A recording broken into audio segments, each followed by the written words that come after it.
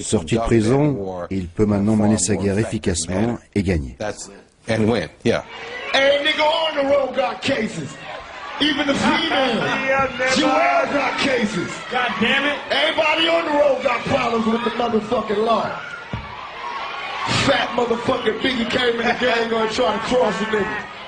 Then they gonna make a song called L.A. Même si Death Row va à l'encontre de ses principes, Tupac est déchaîné. Disques, clips, dans la rue et sur scène, il règle ses comptes avec Biggie, Puff Daddy et Jack l'Haïtien.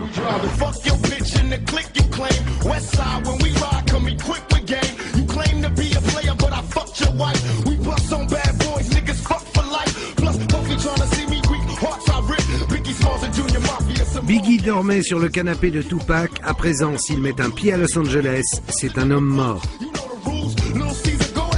Hit 'em Up faisait 8 minutes. C'était le disque le plus violent que j'ai jamais entendu de ma vie, même jusqu'à aujourd'hui.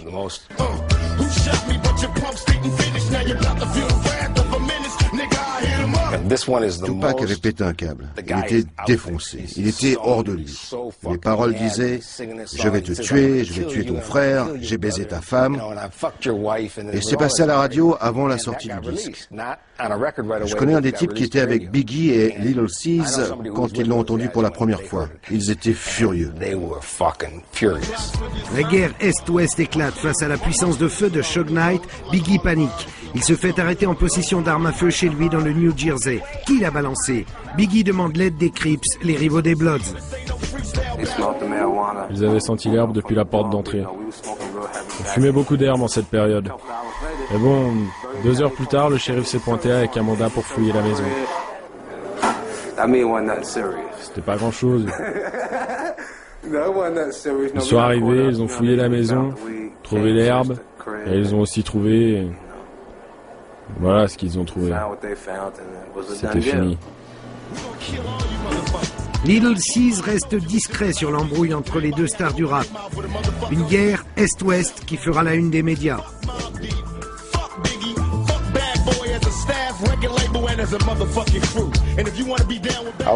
J'étais en plein milieu de tout ça. C'était une histoire de fierté mal placée. Et ils se sont accrochés à ce truc et tout a été exagéré. C'était monté de toutes pièces. Chuck D de Public Enemy n'aime pas trop non plus revenir sur cette guerre entre Biggie et Tupac.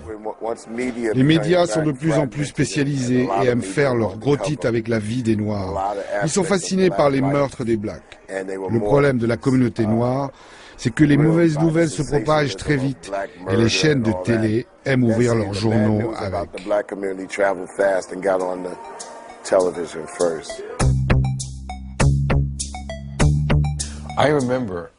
Je me souviens de leur avoir parlé à tous les deux, et à Biggie et à Tupac.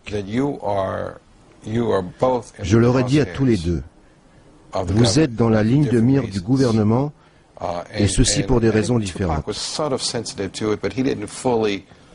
Tupac comprenait, Biggie un peu moins. Je leur ai dit, si vous ne vous en rendez pas compte, et ne mettez pas fin à cette guerre créée de toutes pièces, vous allez être éliminés tous les deux.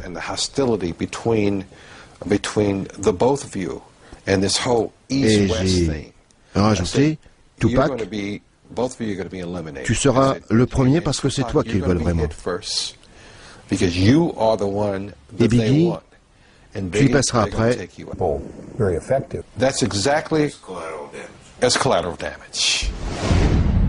Entre les deux hommes, et donc forcément entre les deux labels, Death Row d'un côté, celui de Suge Knight, et Bad Boy, celui de Puff Daddy, c'est la guerre. Au sommet de leur gloire, les deux jeunes stars du hip-hop s'invectivent à plaisir, se menacent et s'agressent par gangs interposés, s'entraînant l'un l'autre dans une spirale absurde.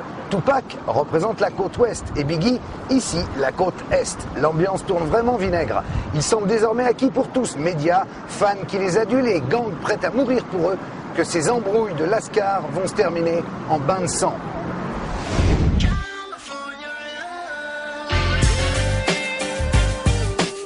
Tupacalypse atteint 5 millions de ventes en un mois, du jamais vu.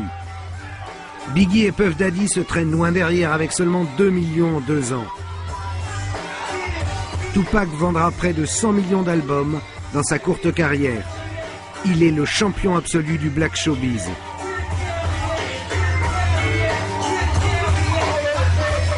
En moins d'1 an, il torche les 2 albums qu'il doit à Suge Knight. Il veut se séparer du parrain. Il est décidé à lui en parler.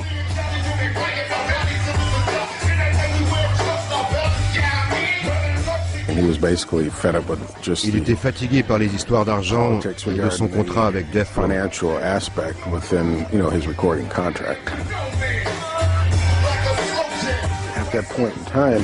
Et à cette période, c'était plutôt Suge Knight qui s'accrochait au succès et à la notoriété de Tupac. Ce n'était pas Tupac qui avait besoin de Suge, mais c'est Suge qui l'avait sorti de prison, personne d'autre. Et Tupac lui devait sa vie. Il s'était aperçu que la maison où il habitait, dans la communauté privée de Woodland Hills, n'était pas en son nom, mais au nom de soit Death Row, soit Sharitha Knight, la femme de Suge Knight, mais pas en son nom. Quant à l'autre résidence sur la plage de Malibu, elle était au nom d'un procureur de la ville.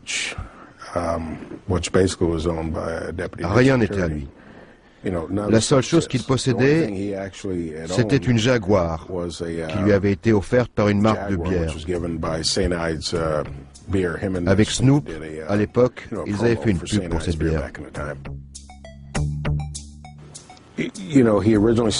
Il avait fini les 2 albums qu'il devait à Death Row. All Eyes on Me et To Live and Die in LA étaient déjà enregistrés. Il ne leur devait plus rien. Et il avait rempli son contrat envers Death Row.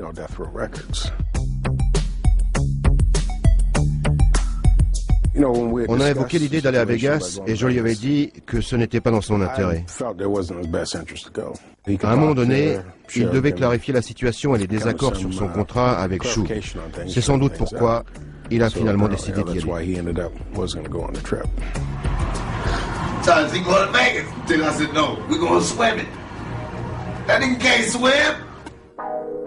Tupac part finalement à Vegas, assister au combat de son ami Mike Tyson, accompagné de sa future épouse Khadida Jones, la fille de Quincy Jones. À chaque combat, les Crips sont à Vegas. Les Bloods déboulent aussi. Les membres de gang arrivent d'Atlanta, de New York. Et il y a aussi la mafia. Ils viennent tous pour le combat. En fait, ce qu'il faut savoir, c'est qu'il y a plein de types dangereux dans l'arène. Personne ne le sait. On voit toujours les stars de cinéma, les réalisateurs. Mais en fait, c'est truffé de gangsters. Ils ne viennent même pas voir le combat, mais pour s'éclater. Il y a toutes ces filles, prostituées, beaucoup de drogue. Et ils font la fête non-stop depuis le soir où ils arrivent jusqu'à leur départ. Ils s'éclatent, ils sont défoncés et ils ont 10 filles dans les bras. Ouais, c'est vrai. Il y a plein de Crips à Vegas. Plein de Southside Crips, des G's partout. Si c'est Tyson, tout le monde y va. Et comme je le disais, il y avait aussi les autres, les Bloods, les Mob Bloods. Ils sont du côté est de Compton. Tupac était de là-bas, de l'autre côté du chemin de fer. Ils s'entendent pas avec les Crips. Le combat dure à peine 90 secondes. Boum, il le met KO. Le public n'était pas arrivé. Suge et Tupac ont à peine le temps de s'asseoir, le combat commence, boum, c'est fini.